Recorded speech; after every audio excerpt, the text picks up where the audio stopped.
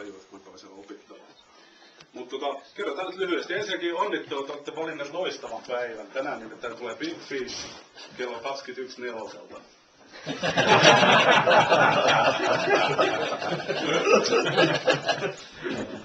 Mutta on täällä muutenkin hyvä päivä. Nyt on ollut koko kuukausi ollut lämmintä ja käytännössä 20 astetta noin joka päivä. Ja nyt on sitten ollut 2 päivää niin vähän tuulista. Ja nyt viikonlopun ennuste on tällaista tuulta, eli 5 metriä lännessä niin joka päivä. Niin se on sikäli hyvä, että kala ei niin vaihda paikkaa, vaan se pikemminkin keskittyy vähän enemmän niin samoihin paikkoihin tämän viikonlopun aikana. Et 5 metriä nyt ei ole hirveän kova tuuli, että se voisi olla 8, olisi parempi niin kalastuksen kannalta. Mutta joka tapauksessa on riittävä tuuli, että siinä saa niin isoja kaloja.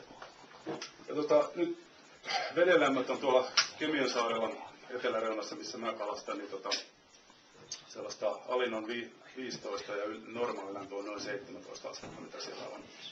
Ja täällä on varmaan suurin piirtein samat lämpötilat, ja se tarkoittaa sitä, että sellainen oikeasti iso kala, 80 tai suurempi, niin ei ole rantautunut vielä. Eli se on sellaista, sanotaan 5-7 on sellainen realistinen suurin kala tämän viikonlopun osalta, tämä mun ennuste. Ja niin, nyt on 2 päivää ollut ihan hyvä keli, ja mä oon saanut nyt itse molempina päivinä 2 yli 5 kalaa, ja olisiko 6,5 taas olla se suurin niistä. Ja se on niinku kaliberi, missä nyt uskoisin, että liikutaan.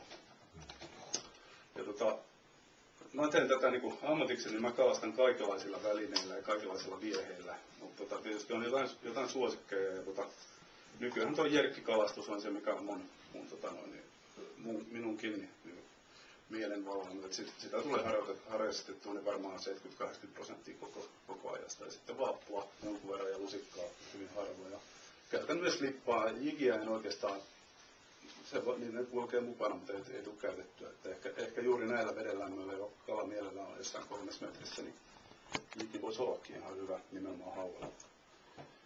Ja tuossa on nyt pöydällä 2 mun välinettä, millä mä tällä hetkellä kalastan. Eli mä kalastan molemmilla kelatyypeillä ja myös molemmilta puolilta, paitsi avokela oikealta ei ole mun ihan lemppari, mutta kuitenkin onnistuu. Ja heitän jerkkiä, jota en tiedä millä te tykkäätte kalastaa, mutta mä itse kalastan jerkkiä, niin kummallakin kelatyypeillä. Ihan sama viehe, joku perusboosterijärkki, niin lähtee kummallakin noista ihan samalla tavalla, että ei ole mitään eroa. Ja se kelaustyyli, millä mä kelaan, mä nyt viittiin huitoa tuolla avokelakepillä, kun se on niin pitkä, mutta tällainen on siis tällainen niin kelalla jerkkaaminen. Eli mä en tee tätä niin klassista vavan nytkytystä alaspäin juurikaan. Tietyt mallit vaatii sitä ja silloin mä teen sitä, mutta useimmat mallit, niin se menee niin kuin tälleen näin. Vähän nopeutta rytminvaihdosta. No, tähän niin kuin sanoin just, että toi jerkkaaminen, mä tiedän tämän koko porukan, miten tämä kalastaa, niin jerkkaaminen on kaikille aivan vieras. Esko on ehkä hiukan yrittänyt harrastaa, mutta ei siitäkään mitään tule. Tämä on jerkki. Yksi iso jerkki. Pikkukala.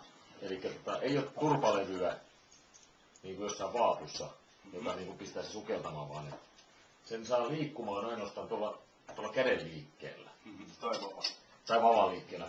Se pitää niin kuin itsessään, tämä tulee kuin halkoperässä, jos sä vaan niin kuin kelaat sitä, eikö? Joo. Tai sanotaan, että useat jerkit on sellaisia helppovistoisia, jotka ui myös kelauksessa. Joo. On voimissa. Okei, no sitten aloitetaan pykälää alempaa, eli mikä on jerkki ja miten se ui, niin tämä tuli esiteltyä, että jerkki on periaatteessa sellainen uintilevytön vaappu. Siinä ei ole varmaan uintilevyä. Niitä luppoavia, jopa kelluvia luppoavat on helpompi, koska sellaisen saa veden alla. Ja se perusliike, tämä on nyt jostain honkkarista ostettu. Nämä on 2010 uutuuksia kaikkia, eli näitä juuri tullut kauppoihin. Niin perusliike, tämä on sellainen helppokäyttöinen, että tämän voi heittää ja kelata sisään aika suoraan, ja tämä voi olla. Mutta se perusliike, mihin pyritään, on se, että se tujahtaa sivulle, kääntää kyljen, tujahtaa toiselle sivulle, toiselle. Ja sitten kun tekee niitä rytmivaihdoksia, niin sitten se saattaa tehdä näin, ja sitten taas tuohon pyritään. Ja se liikelaajuus, niin hyvälle liukuvalla järkillä se on tätä luokkaa, missä se Sivuttaisliike. Sivuttaisliike, joo. Aika paljon. Ja huonolla sitten se on topea ehkä sipua. Onko se korkeussuunta? No, yleensä ne on silleen painotettu, että ne ei hirveästi vaihda korkeutta. Jotkut niin uppoo sen verran nopeasti, että jos pitää tarkkaan, niin sitten menee kuin näin. Ja sitten mutta tuo järkki on aina uppoava. No yleensä. On myös kellovia. Sinne 3 metriinkin menee niin aika mukavasti. Periaatteessa pyritään pitämään, siis samassa pyritään niin saada sitä. Joo, kyllä se pysyy. Se on uppoava ja 3 metriä on aika vaikea, kuten millä tahansa. Niin just. Mä tiedän 3 metriä, että ne isot on se. Mutta 2 metriä menee, silloin se kala tulee sieltä 305 metristä hakemaan sen. Kyllä, ei se 3 metriä ei ole hauella mikään. Niin. Joo, mutta joka tapauksessa tällä viihetyypillä pyritään tuollaiseen sivuttaisliikkeeseen. Niin, teille, ette harrasta sitä, niin teillä ei varmaan hirveän paljon niitä mukana, niin tuodaan sen kummemmin tuohon perehtyä. Mutta joka tapauksessa on hauelle hyvin tehokas viihetyyppi ja siinä on vielä paljon oppimista. Ja nuo mallit tulee vaihtumaan vielä lähivuosina täysin veikkaan. Se mitä nykyään käytetään, niin 3 vuoden päästä ei enää käytetä. Mikä sitä hyvän tekee? Onko se sivuliike vai?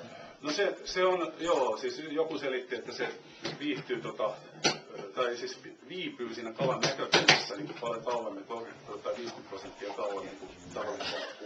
Koska se ei etene, niin kuin se etenemisnopeus tuossa suunnassa ei ole hirveän nopea. Et se voi olla se yksi. Onko se värin merkitys, kun sullakin monen väriskone, onko se niinku jopa vuoden aikaa nähden tai johonkin nähden? Vai onko se vaan meidän mielestä väriä, mikä sopii? No se on ehdottomasti ja oikea vastaus siihen johonkin nähden. Eli se on mun mielestä ihan oleellinen haulukalastuksessa, että on siihen päivään ja siihen hetken sopiva väri. Meillä oli esimerkiksi toisessa päivänä sellainen päivä, että millään muulla värillä ei tullut käytännössä mitään muuta kuin oranssilla. Ja se oli mun mielestä ihan perversi väri, sen ei olisi pitänyt toimia, niin se vaan oli näin. Saatiin 30 kalaa ja 28 tuli oranssilla. Se oli varmaan se rantaisen ja elosen viestinä. Ja sitten vielä jatkaa, eilen oranssi ei toiminut. Sen verran tuosta vavasta. Yleensä mulla on sellainen käsitys, että jerkkivapaa on hirveän jäykkä ja lyhkäinen. Jos sitä tehdään niin vavanasta liikettä. Mutta onnistuuko se tämmöisellä normaalilla letkulla vavalla, niin jos se tekee tämän kädenliikkeen? Kyllä, onnistuu. Okei.